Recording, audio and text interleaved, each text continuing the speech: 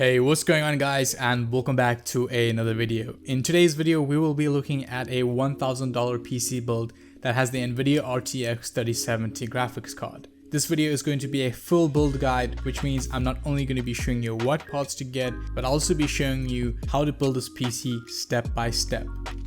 I also put up a poll to see which CPU option you wanted to see for this build, and the results were pretty clear.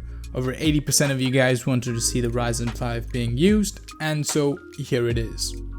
All the links to each part shown in this video is down in the description, or you can go ahead and click the first link, which is to my kit page, where you can view all the parts at once and it will even localize the Amazon links for you. I've also gone ahead and set up a Discord server for you to join if you have any questions regarding this build or future builds. Before we get into the video, I quickly want to thank this video's sponsor, CD Key Stash. This is like the best place to go if you want to get inexpensive Windows 10 Pro activation keys. I'll be using this site later on in this video when activating Windows 10, and also if you use the code TLG20, you'll get 20% off your order. So I'm briefly going to go over the parts and how much I paid for each part so you can see the total cost of this build.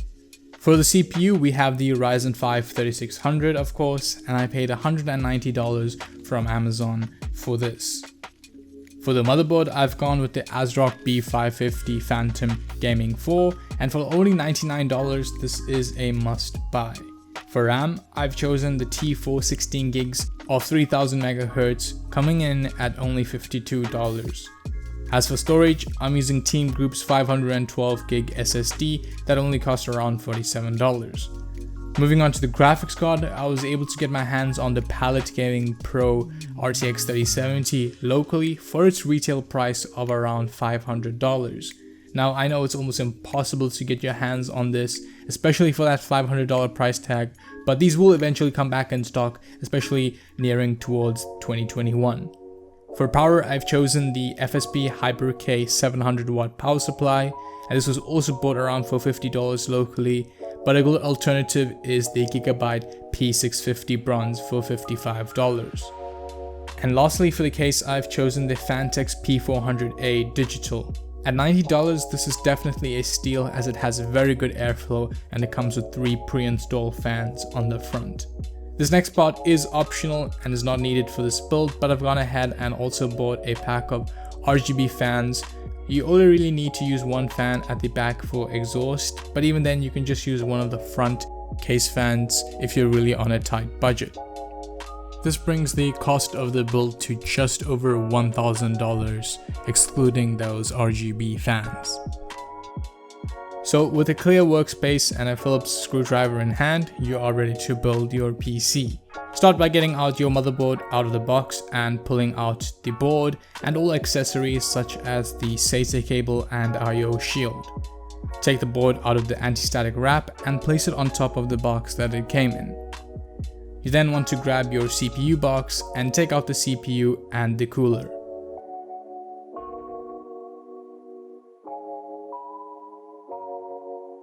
Take the plastic container holding the CPU and gently take out the CPU by holding it by the sides.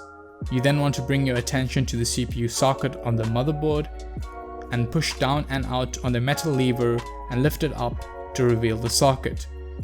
Take the CPU and align it either by the marked corner, or what I like to do is align the Ryzen text with the text on the socket.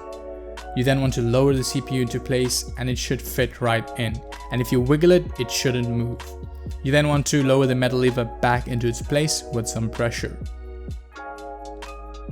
The next step is to install the cooler, but first we need to remove these 2 plastic pieces by simply unscrewing the 2 screws on each piece and then lifting them out.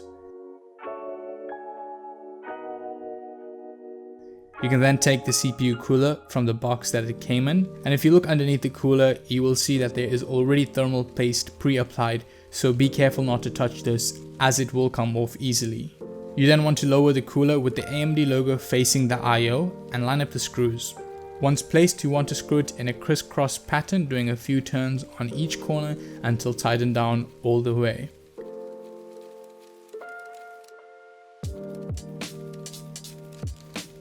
Next, locate the CPU fan header and connect the CPU fan cable to it. You can then tuck in the cable underneath the fan shroud to neaten it up. With that done, we can go ahead and install the RAM. So go ahead and open clips 2 and 4 and take out your RAM stick and align it so the notch on the RAM slot lines up with the notch on the RAM stick. It only goes in one way, so be sure you get it right. Once aligned, apply pressure and it should snap into place. We can repeat this process for the other RAM stick. You now carefully want to remove the PC case from its box.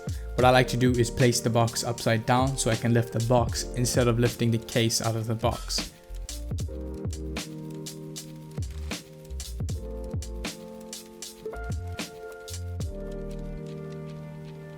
Go ahead and remove all the screws for the glass panel and store the glass panel somewhere safe.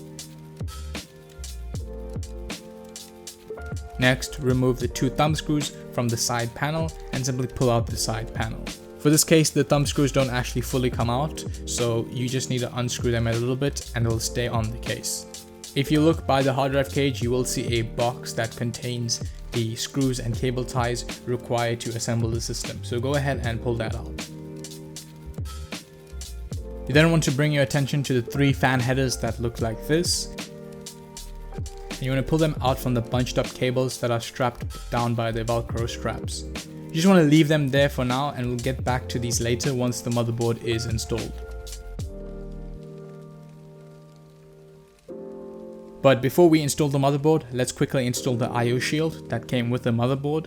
This is fairly easy to install. You simply just want to align the I/O shield with the cutout on the case and press it into place.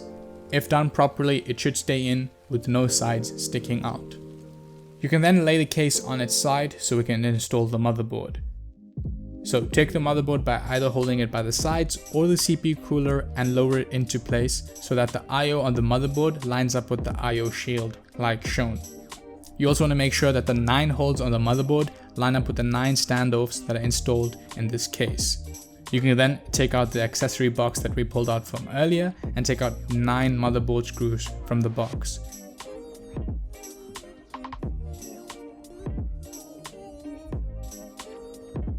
They should look something like this.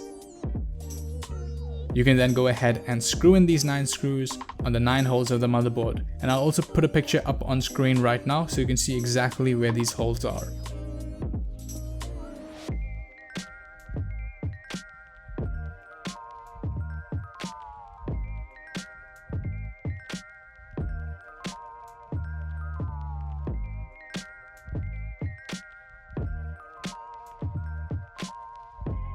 Next, let's route the 3 fan headers that we took out earlier.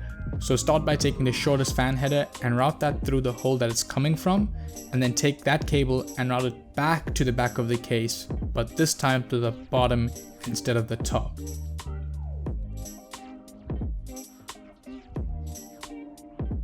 You can then route all 3 fan headers to the bottom of the case with the cutouts just below the motherboard. And then you can go ahead and route the front panel connector, the RGB fan header, and the HD audio cables as shown.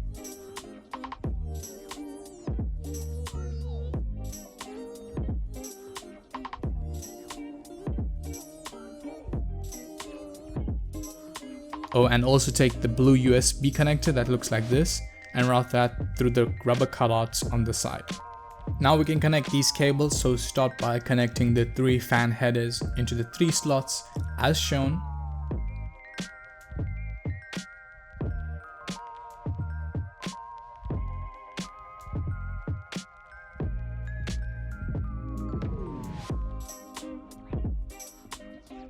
Then take the USB header that you just routed earlier and line the notch with the header and press it into place. Next, connect the front panel connectors as shown, and I'll also put a picture up on screen to clear up any confusion.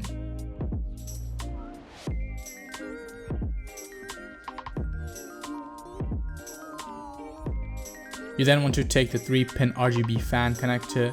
This is to sync up the front fans using the ASRock software, and you just want to plug that into place. It only connects in one way, so be sure to line it up properly. And lastly, we can connect the HD audio cable like shown, and again this only connects one way. Next up, let's go ahead and get out the power supply.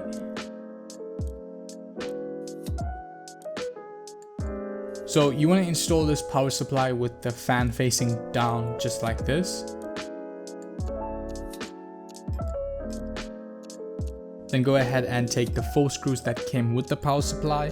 If the screws didn't come with the power supply, the accessory box from the case also has these screws, and you just want to screw the power supply into place by matching up the case holes with the power supply holes.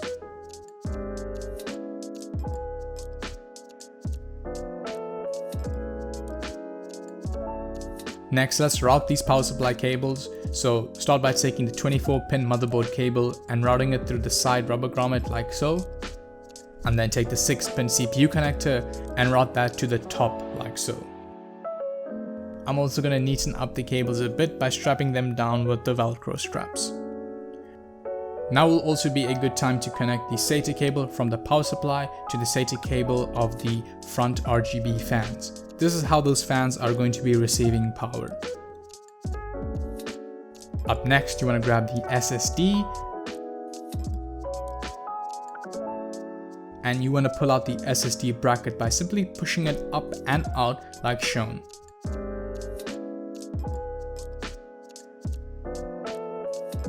You're going to need 4 motherboard screws to screw the SSD into the brackets.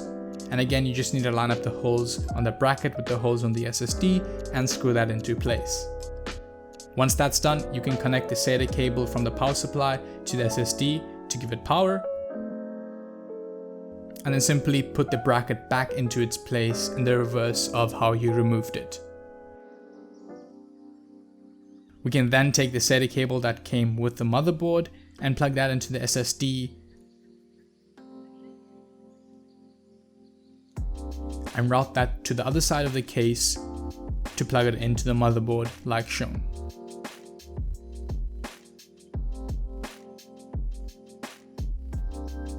Now I'm going to be connecting up the fans, and again this is an optional part. You only really need 1 fan at the back for exhaust.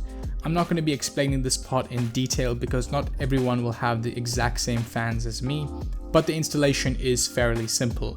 Just screw in all 4 corners of the fans down to the case.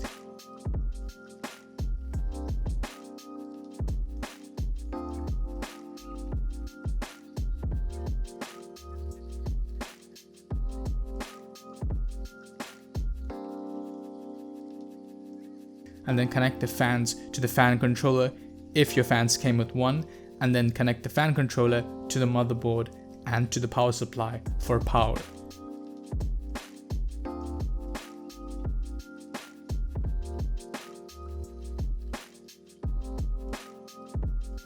And after this point, we're pretty much done. All we need to install is the graphics card. But before that, I'm just going to do a bit of cable management. This is nothing fancy. I'm just tucking in all the unused cables under the power supply shroud. But don't forget to leave 2 8-pin connectors for the GPU. So to install the graphics card, we're going to need to remove this metal piece from the side of our case and then remove the first 2 PCIe slots.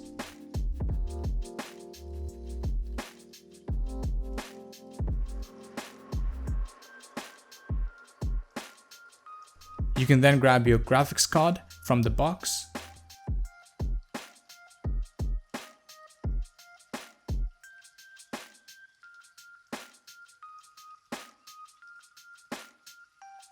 And align the notch on the graphics card with the notch on the PCIe slot. This is similar to how you installed the RAM, so once in place, make sure to press down until the card is fully seated. There should be a lock at the end of the slot, and this should clip back in. If it doesn't clip back in, you can just push it back up, and this is what the lock looks like on the other PCIe slot, just to show you guys a better view of what I'm talking about. We can then screw in the graphics card into place with the provided thumb screws.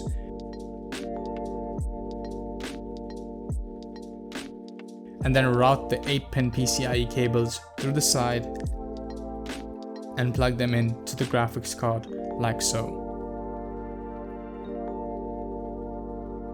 You can now put back the side panel and the glass panel back on the case and then remove the tempered glass plastic wrapper.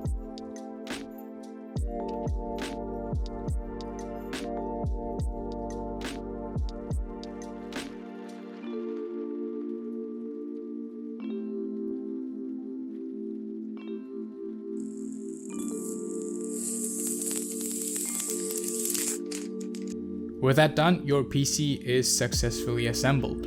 All that's left to do is install Windows and drivers. So to install Windows, you need another computer available, and simply go over to Microsoft's website and click on the download tool button. I'll leave a link to this in the description, and you're also going to be needing an empty 8GB flash drive available. Once downloaded, go ahead and open it up and follow the prompts on screen and choose the flash drive so the files can be downloaded onto it.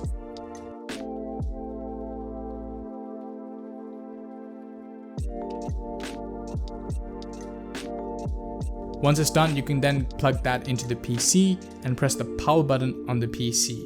Also be sure to connect the PC to power and an HDMI cable to the graphics card and not the motherboard.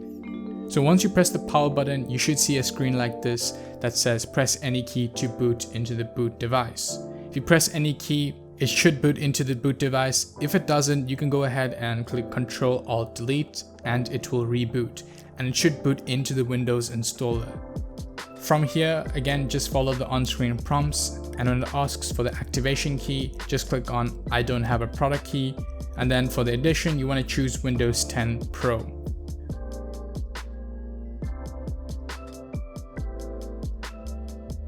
Go ahead and click on the drive that you want to install Windows, and in our case, we only have one SSD installed, so click on that and then click Next. Windows will then be installed. Simply follow the on-screen instruction until you land up on the desktop.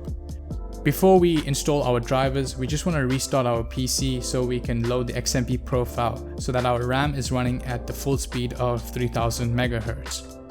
Once your PC is restarting, you want to click on the delete key. This will take you to the system BIOS, and from here you want to click on the OC tweaker, then click on load XMP setting and choose the XMP 2.0 Profile 1. You simply then want to exit and save the changes, and once you're on the desktop, you can go ahead and go over to CD key stash to retrieve our Windows 10 Pro activation key. I'm just going to add it to the cart here, and I'm going to use the promo code TLD20 for 20% off. You can then go ahead and proceed to the payment with PayPal. Even if you don't have a PayPal account, you can still purchase it. You can just click on purchase as a guest. And then once you've purchased the product, you will receive the key instantly in your email address that you provided to CD key stash. So you just want to simply go ahead and copy this key. Then you want to go to this PC, then system properties, and change product key, and then just paste in the key, then click next and activate. Then boom, your Windows will now be fully activated. So now all that's left is installing the drivers, and you pretty much only need the motherboard and graphics card drivers. I'll leave links to these in the description. So basically you want to download the AMD B550 chipset drivers and the RTX 3070 GPU drivers from Nvidia's website. You can also go ahead and install a program called ASRock Polychrome Sync. This is so that you can control the RGB fans with the software. Once you've installed your drivers, you are good to go. You're ready to play games. I'll end this video off with some gaming benchmarks, but if you enjoyed this video, be sure to drop a like and subscribe for future videos. And as always, thanks for watching.